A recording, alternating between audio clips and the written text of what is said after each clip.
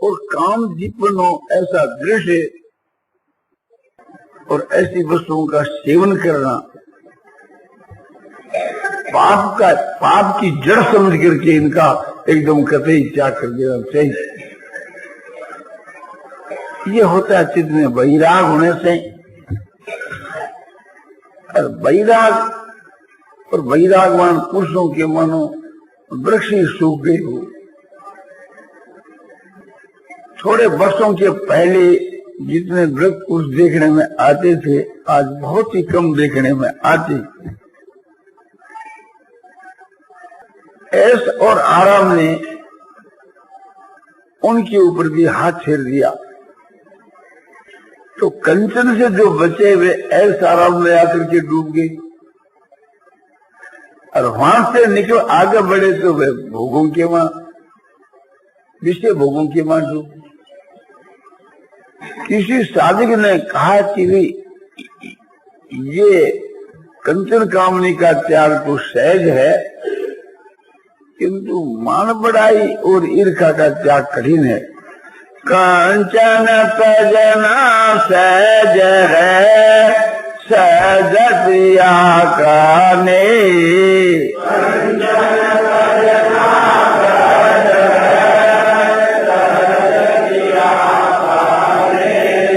मान बढ़ाई ईर्ष्या दुर्लभ सजना, ये सियावर रामचंद्र की जय। इसका अर्थ बहुत सरल है।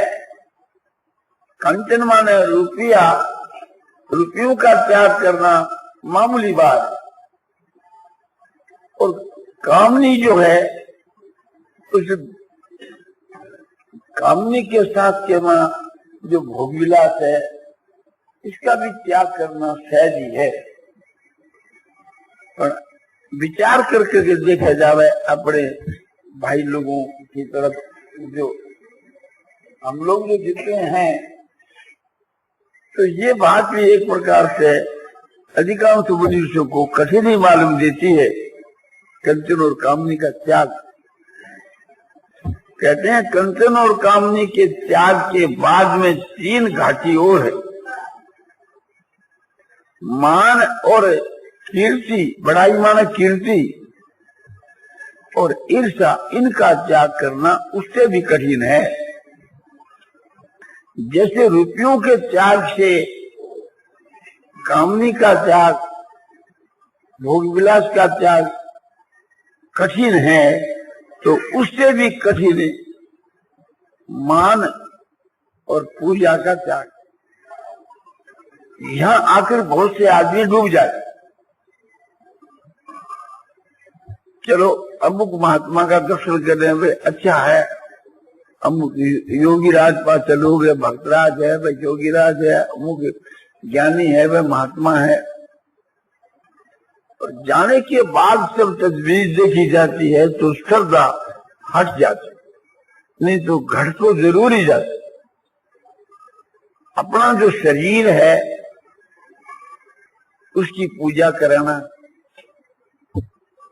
आरती कराना, अपना फोटो पूजाना, शरीर की पूजा, फोटो की पूजा, अपनी मूर्ति की पूजा, ये व्यक्ति की जो पूजा है ये सिद्ध में तो होती नहीं और साधक को गिरा देती। तो सत्कार, मान और पूजा, सत्कार, मान, पूजा, प्रतिष्ठा, इससे दूर रहना चाहिए। जो परमात्मा की प्राप्ति की इच्छा करे उसको तो ये समझना चाहिए कि इसको विष के समान समझ करके और इसको देख करके भाग जाना चाहिए। जैसे बाघ भालू को देख करके लोग भाग जाते हैं अपना प्राण लेकर के, ऐसे ही इसको आपस समझ करके भाग जाना चाहिए। या जैसे प्लेग की जो बीमारी है, थाइसिस की बीमारी है, वो मार जाती है, इसी प्रकार से यह चीज बहुत घातक है। इससे भी और घातक है कीर्ति जिसको बड़ाई करे। मनुष्य जो है मान और आदर सत्कार और पूजा प्रतिष्ठा की प्राप्ति के लिए कंचन और कामनी का भी त्याग करे और संसार के वहां मेरी कीर्ति हुए इस बात के वास्ते महान और पूजा प्रतिष्ठा इसका भी त्याग करे। संसार के माँ जिसकी मान प्रतिष्ठा खूब है और वे आए सत्संग के माँ तो नीचा बैठने की चेष्टा करे, इसलिए कि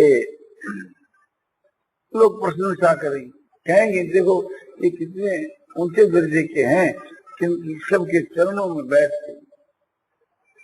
इसमें मान प्रतिष्ठा का नाम निशान भी नहीं है। बड़े सादगी के आदमी हैं, देखो इतने बड़े आदमी होकर के भी और साधारण आदमियों के साथ साधारण रूप से बैठते। तो यह जो कीर्ति है या जो बड़ाई है, इस बड़ाई पाने के उद्देश्य से बहुत आदमी मान और प्रतिष्ठा का भी त्याग करते। किसका ये उद्देश्य नहीं भी होता है किंतु कीर्ति को सुन करके प्रसन्नता हो जाती है, तो भी वो कीर्ति चाहने की भीतर में सूक्ष्म रूप से वासना है। नहीं तो कोई आदमी कीर्ति को कलंक के जैसा समझे, उसको वो कीर्ति अच्छी कैसे लगेगी। कोई गाली काटे तो बुरी लगती है, इसी प्रकार से थी वो लगनी चाहिए। निंदा और स्तुति दोनों में जिनका समभाव है तो वह है महात्मा पुरुष, और इसका जो अनुकरण करे वो महात्मा बनने वाला है। मान और अपमान ये दोनों जिसके समान है वह महात्मा पुरुष ज्ञानी है। जिसको ये ज्ञान हो जाता है कि मान अपमान किसका, शरीर का, और निंदा स्तुति किसकी, के नाम की। जिसको ये ज्ञान हो जाए कि मैं नाम और रूप दोनों से अलग हूं, नाम और रूप दोनों उपाधि है, वह मान बढ़ाई और प्रतिष्ठा के वहां नहीं फंसते। तो साधक जो है उच्च कोटि का, उसको ये मान बढ़ाई और प्रतिष्ठा का त्याग कर देना चाहिए। इसमें समभाव हो जाता है जब ये समझ लेता है कि ये जो मेरा शरीर है इसका ये अमुक नाम है, ये दोनों से ही आत्मा का कोई संबंध नहीं। जब हमारा जन्म हुआ था उस वक्त में ये नाम नहीं था, बाद में इसका ये नाम रखा गया। तो आत्मा तो इसके पहले ही था, तो ये आत्मा का नाम नहीं। जब आत्मा का नाम नहीं है, मैं आत्मा हूं, तो मेरा इस नाम से क्या संबंध है। और भी संसार में बहुत से नाम हैं, कोई किसी को नाम लेकर के अपने गाली देता है, प्रशंसा करता है, तो उससे मेरा क्या संबंध। इसी प्रकार से थी ये जो शरीर है ये उत्पत्ति विनाशशील है और अवश्य भावी नाश होने वाला है। फिर इसको ले जाकर लोग शमशान में जला देंगे। तो इस शरीर जो है एक प्रकार से व्यक्ति ये बुद्ध है, हाड़ मांस और खून की, तो इसका क्या एक प्रकार से मान और क्या अपमान। सोचो निंदा स्तुति चीज क्या है, शब्द है, और शब्द है वो आकाश का गुण है। तो उस आकाश का गुण है तो इससे मेरा क्या संबंध। इस व्यक्ति को लक्ष्य करके निंदा स्तुति करे तो व्यक्ति से भी मेरा क्या संबंध। नाम न लेकर करे तो नाम से भी निरुक्त समझ। तो मूर्खता से अपना नाम मान लिया, शब्द जोड़ लिया, ये अज्ञान से शब्द जोड़ लिया। ये अज्ञान जिसका ज्ञान के द्वारा नष्ट हो गया है, उस महात्मा के लिए निंदा स्तुति दोनों समान। और ईर्ष्या जो है वो भी एक प्रकार से घातक है, या भी एक घाटी है, इसका पार होना भी बहुत कठिन है।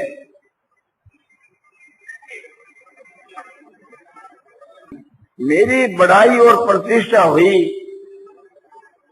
कि दूसरे जो और हैं स्वामी जी, उनकी बड़ाई प्रतिष्ठा जो हुई वो नहीं होनी चाहिए, क्योंकि वह जैसा पात्र ऐसा अमुक स्वामी तो नहीं है। हमारी भलाई मान बड़ाई प्रतिष्ठा मत हो, किंतु उनकी नहीं होनी चाहिए। लोग अज्ञान के वहां है, समझते नहीं। जो अपूज्य उसकी तो पूजा करते हैं, जो पूजने के योग उसकी पूजा नहीं करते। अर्थात मैं तो पूजने के लायक हूँ, और जिसकी लोग पूजा प्रतिष्ठा करते हैं वो उसके लायक नहीं। दूसरे की उन्नति को देख करके जलना, इसका नाम ईर्ष्या है। जिससे संसार के वहां एक रुपयों की उन्नति देख करके लोग जलते हैं, इसी प्रकार से मान बढ़ाई दूसरों को वो चीज देख करके जलते हैं।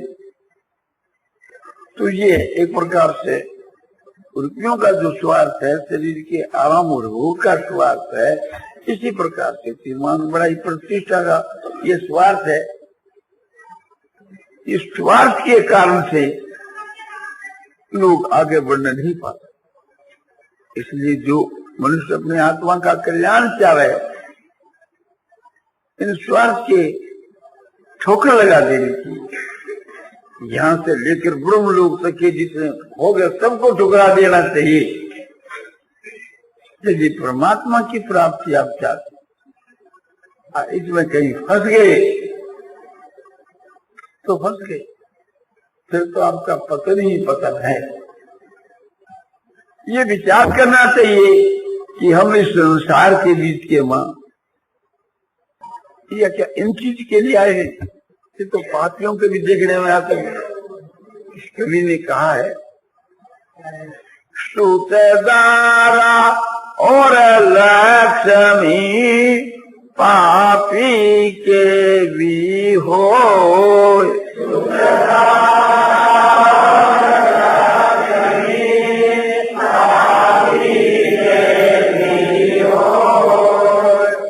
संत मिलन अरु हरि भगति दुर्लभ जग में दो।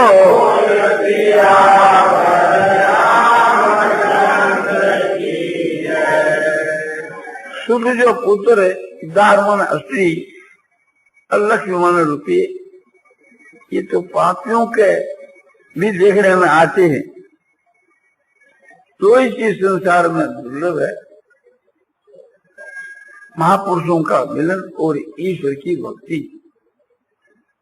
ये कल्याण करने वाले हैं और वे नरक में ले जाने वाले। क्योंकि पापी जो पुरुष है उनके और अधिक होते हैं, उसमें रचे बचे रहते, और इससे भी आगे पार होना मान बढ़ाई प्रतिष्ठा और ईर्ष्या जो है, ये तो और भी कठिन बात। अनेक प्रकार के दोषों के कारण से मनुष्य परमात्मा की प्राप्ति के लिए प्रयत्न करता है, उसमें रुकावट आ जाती। एक तो अज्ञाता ने इसकी मूर्खता है, बेसमझी, विवेक के द्वारा ये विचार नहीं करता। विवेक और विचार पूर्वक यदि समझे तो ये बात समझ में आ सकती।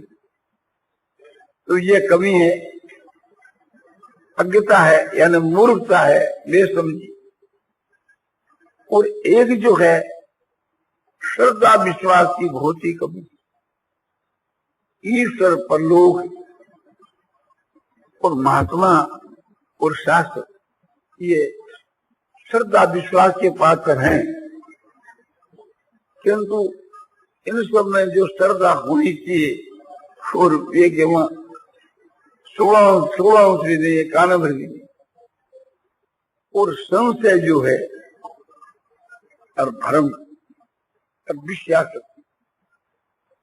संशय ये कि इस शास्त्र कहता है परमात्मा है या नहीं कुछ पता नहीं, और लोक है या नहीं कुछ पता नहीं, कोई कहते हैं कोई कहते नहीं। ये संशय है भगवान, फिर भी ये मिलते हैं या नहीं मिलते, पर मिलते हैं तो हमारे को मिलना तो बहुत ही कठिन है, हमको मिलना तो इस प्रकार से समझ करके लोग निराश हो जाते हैं, उसके लिए उचित चेष्टा नहीं होती। तो बहुतों के तो चित्त में भ्रम है, वे कहते हैं कि ये धर्म का पालन, ईश्वर की भक्ति, ज्ञान, वैराग, ये सब एक प्रकार से भ्रम और क्या है, और ये होने की चीज थोड़ी है, इतना संभव है। यूं मान करके कि अरे वे निराश हो जाते हैं और परमात्मा की प्राप्ति से वंचित रह जाते। तो हम लोगों को बारंबार ये विचार करना चाहिए कि हमारा समय किस काम में जा रहा है और किस में जाना चाहिए। क्या जिस काम के लिए हम लोग आए हैं, क्या वो काम ठीक हो रहा है, और नहीं हो रहा है तो विचार करके उसका सुधार करना, नहीं तो उसका जो बुरा नतीजा है हमको ही तो भोगना पड़ेगा।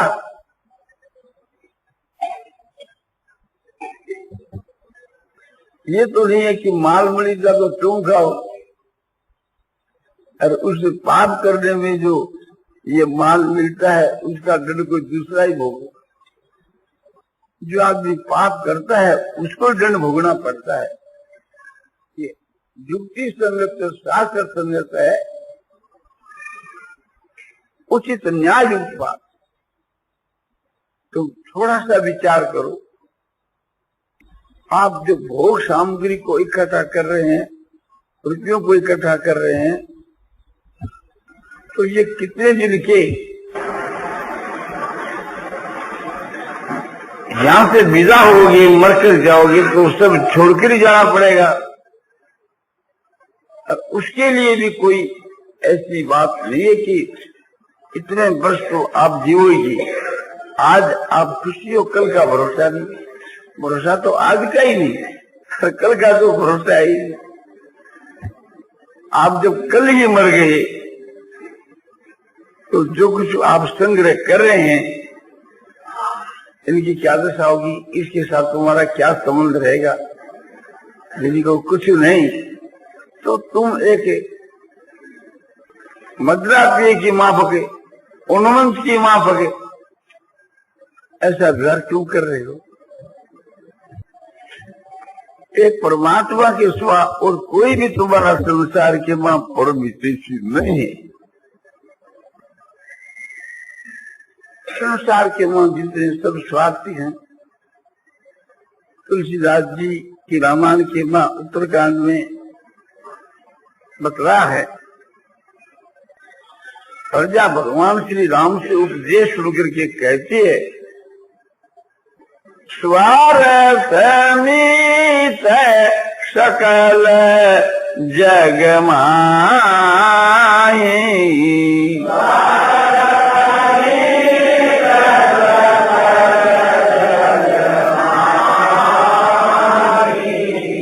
सपने हु प्रभु परमारथ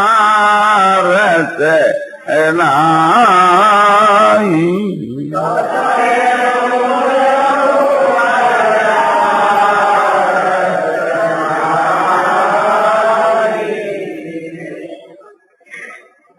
प्रजा कब है, भगवान श्री राम को कि हे प्रभु, सब कोई स्वार्थ के मित्र हैं, वास्तव के मां परमार्थ का मित्र कोई नहीं, हमारे हित के लिए हमारे से मित्रता करे ऐसा कोई नहीं संसार। तो कोई भी नहीं है, वो लोग है उस संसार से बाहर है। कौन है कि आप के आपका भक्त। हेतु रहित जग जुग उपकारी,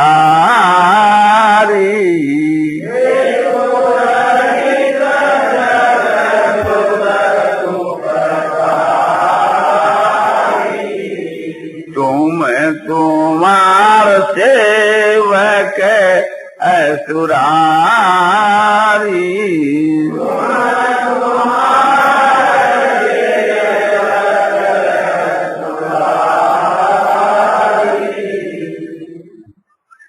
हे प्रभु, हे असुररी,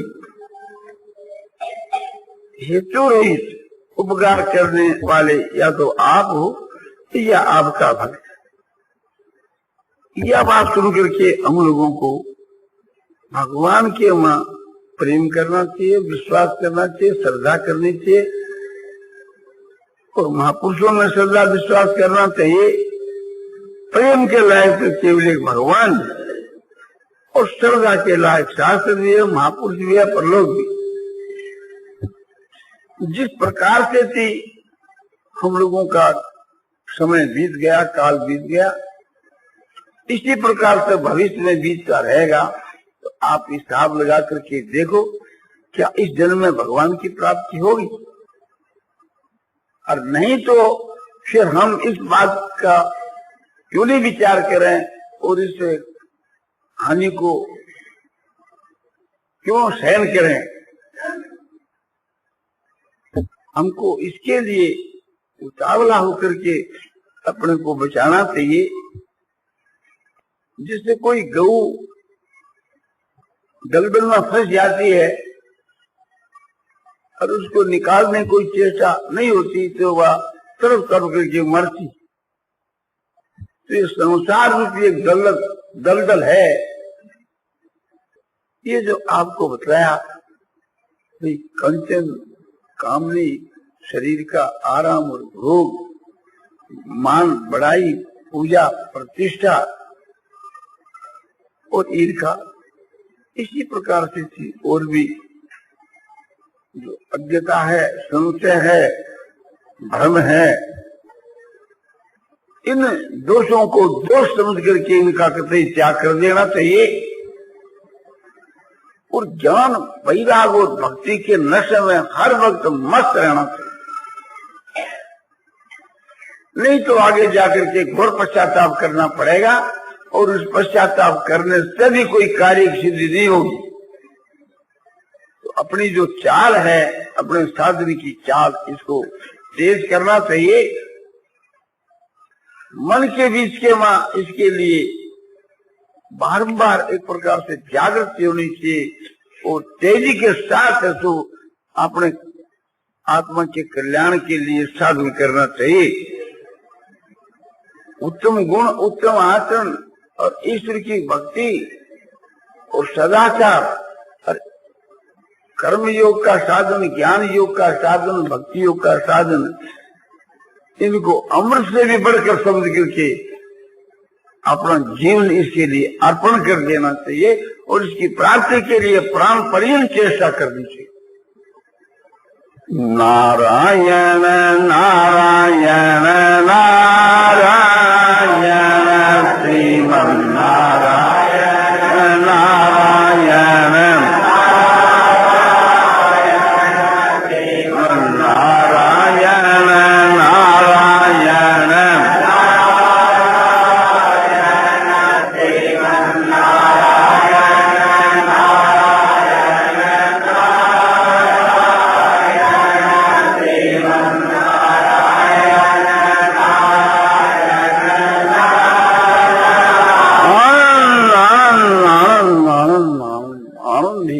आनंद, शांति शांति शांति।